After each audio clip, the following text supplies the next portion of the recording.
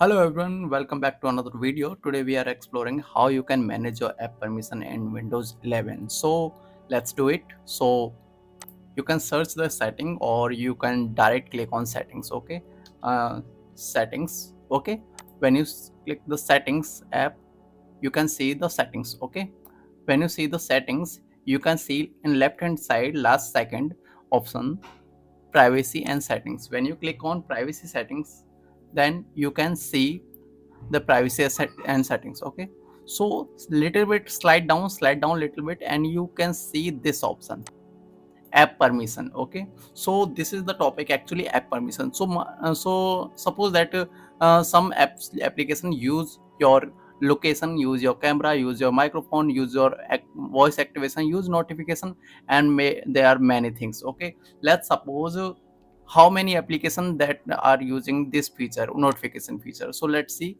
we can see the application. I can stop here. Okay, if I want to. Okay, so also let's suppose GPS location, how many applications are using my GPS, my laptop GPS. Okay, so I can stop just like you can see the Lenovo.